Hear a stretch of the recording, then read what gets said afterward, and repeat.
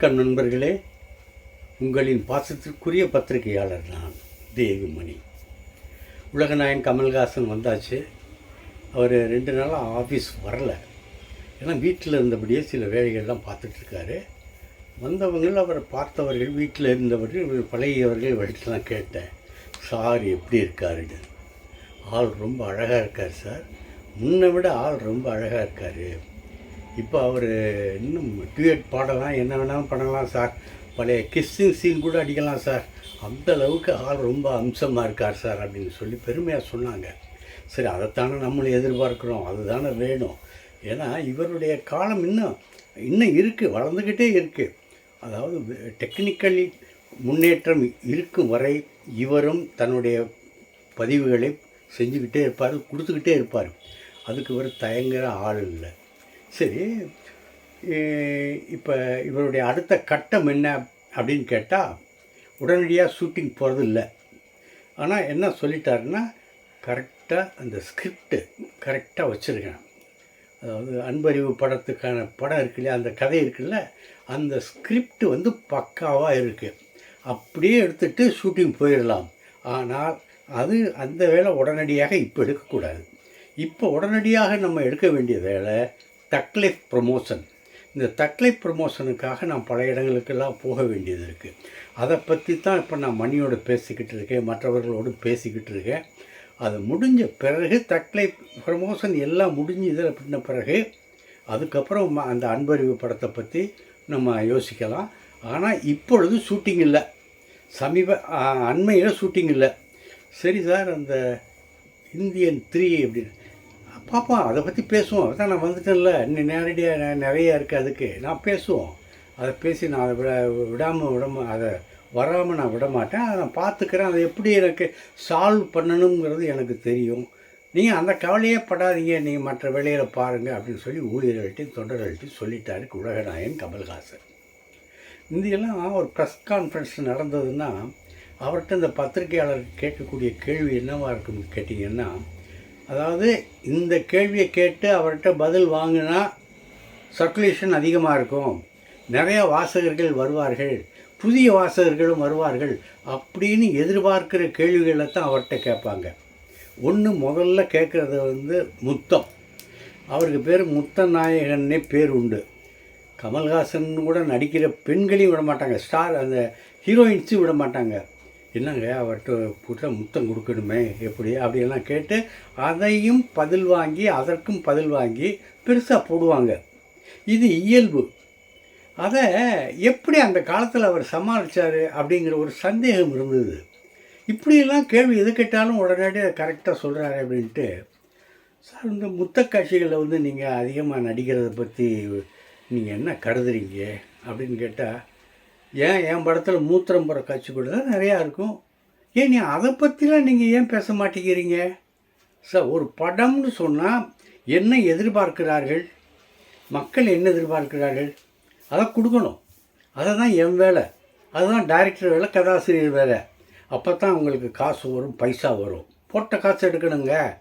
இதெல்லாம் சாதாரணமாக உடனே வந்தவுடனே விற்றுடும் அப்படின்னு நினைக்கக்கூடிய தின்பண்டம் இல்லை இது.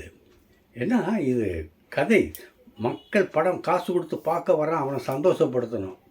இப்போ ஜெயகாந்தன் இருக்கார், அவர் படத்தில் மயிறு அப்படிங்கிற வார்த்தை வரும், கதையில் வரும். அதுக்காக அவர் பிள்ளையார் சொல்லி போட்டுட்டு அதுக்கடுத்து மயிருங்கிற வார்த்தையை தான் போடுவார்னு நீங்கள் எதிர்பார்க்கலாமா, நீங்கள் கேட்கலாமா அப்படின்னு ஒரு சின்ன பிட்டை போடுவார்.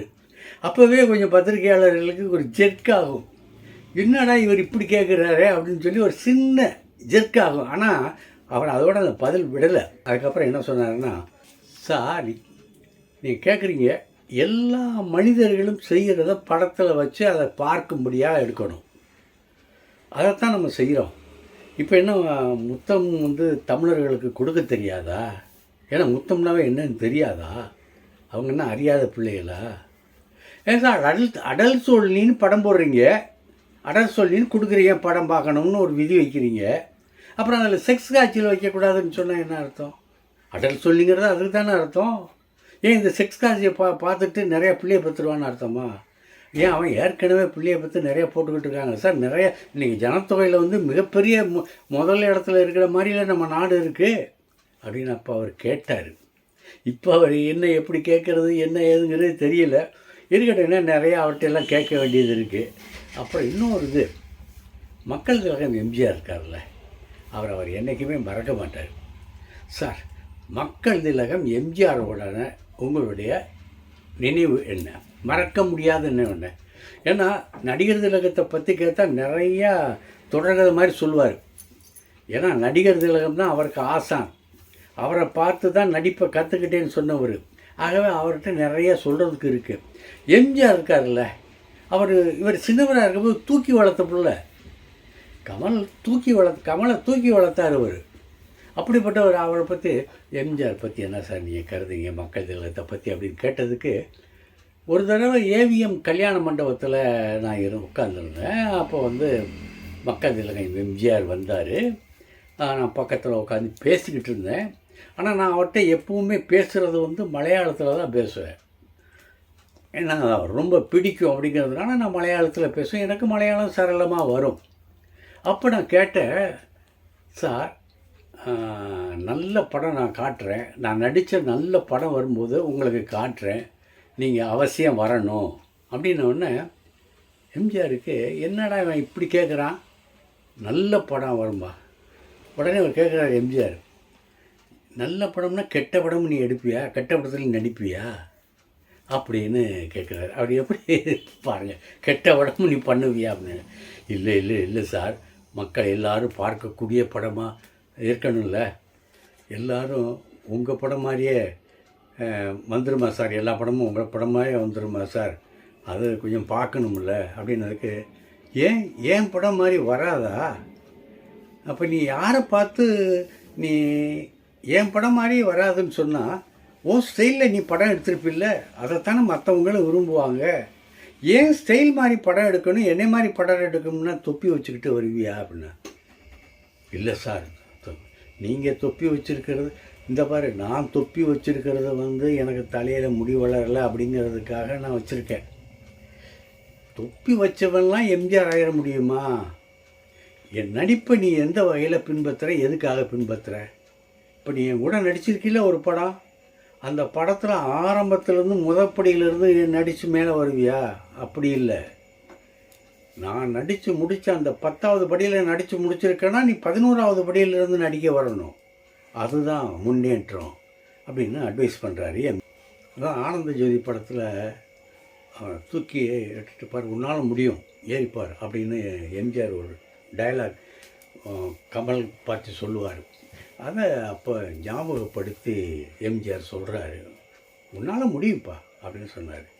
அவர் முடியும்னு சொன்னதை இன்றைக்கி அதை விட பல மடங்கு பெரிதாக்கி உலகத்துக்கே ஒரு வித்தியாசமான ஒரு படத்தை கொடுக்க போகிறோமேங்கிற ஒரு பெருமையோட உலகநாயகன் காத்துட்ருக்காரு. நான் என்ன சொல்ல வரேன்னு உங்களுக்கு புரியும்.